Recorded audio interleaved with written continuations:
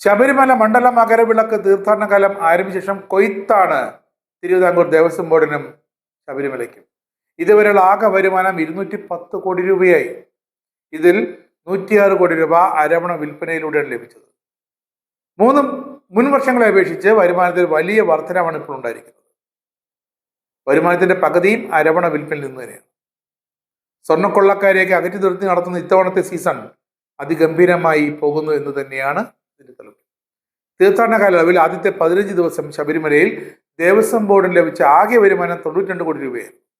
കഴിഞ്ഞ സീസണിൽ ഇതേ സമയത്ത് ലഭിച്ച 69 കോടി അപേക്ഷിച്ച് 33.3% കൂടുതൽ. ഈ കാലയളവിൽ 47 കോടി രൂപയായിരുന്നു അരവണയിൽ നിന്നുള്ള വരുമാനം. അതാണിപ്പോൾ 106 കോടി രൂപ വർദ്ധിച്ചത്. എന്നിട്ടും അരവണയ്ക്ക് ക്ഷാമമാണ്. അരവണ നിയന്ത്രണം തുടരാനാണ് ഇപ്പോൾ ബോർഡ് പ്രസിഡന്റ് കെ ജയകുമാറിന്റെ നിർദ്ദേശം. ഒരാൾക്ക് 20 ടിൻ അരവണ നൽകുന്ന തീരുമാനം തുടരുമെന്നാണ് ഇപ്പോൾ പ്രസിഡന്റ് അറിയിച്ചിരിക്കുന്നത്. എല്ലാവർക്കും അരവണ ലഭ്യമാക്കുന്നതിനാണ് ഇത്തരമൊരു ക്രമീകരണം. ഇത് അയ്യപ്പന്മാർക്ക് വലിയൊരു ബുദ്ധിമുട്ടുണ്ടാക്കുന്നതായി തോന്നുന്നില്ലെന്നും മണ്ഡല പൂജയ്ക്ക് ശേഷം 27 നടടച്ചാൽ 3 ദിവസം കഴിഞ്ഞ് തുറക്കും. അപ്പോൾ കൂടുതൽ അരവണ ഉൽപ്പാദിപ്പിച്ച് കരുതൽ ശേഖരം വർദ്ധിപ്പിക്കാനാകുമെന്നുമാണ് കെ ജയകുമാർ അറിയിച്ചത്. തീർത്ഥാടന കാലത്തിന്റെ ആദ്യ ആഴ്ചയിൽ അരവണ വിൽപ്പനയ്ക്ക് നിയന്ത്രണമൊന്നുമില്ലായിരുന്നു.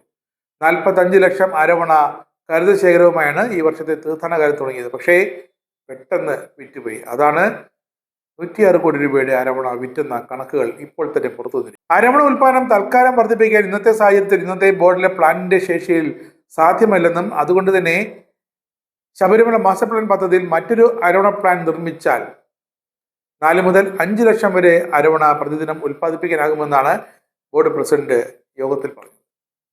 പിന്നെ താമസത്തിന് മുറിയെടുക്കുന്നവർക്ക് മുൻകൂറായി നൽകുന്ന നിക്ഷേപ തുക തിരികെ ലഭിക്കുന്നില്ലെന്ന പരാതിക്കും ഇതാ ദേവസ്വം ബോർഡ് ഇടപെട്ട് പരിഹാരം കണ്ടിരിക്കുന്നു. പ്രത്യേക കൗണ്ടർ തുറക്കും ഈ തിരികെ പണം നൽകുന്നതിനായിട്ട്.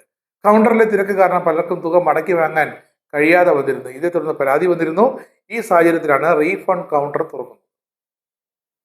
അക്കോമഡേഷൻ ഓഫീസിലാകും കൗണ്ടർ പ്രവർത്തിക്കുക. അർഹതപ്പെട്ട മുഴുവൻ തുകയും ഭക്തർക്ക് തിരികെ നൽകുന്നുള്ള ക്രമീകരണമാണ് ഇപ്പോൾ ഏർപ്പെടുന്നത്.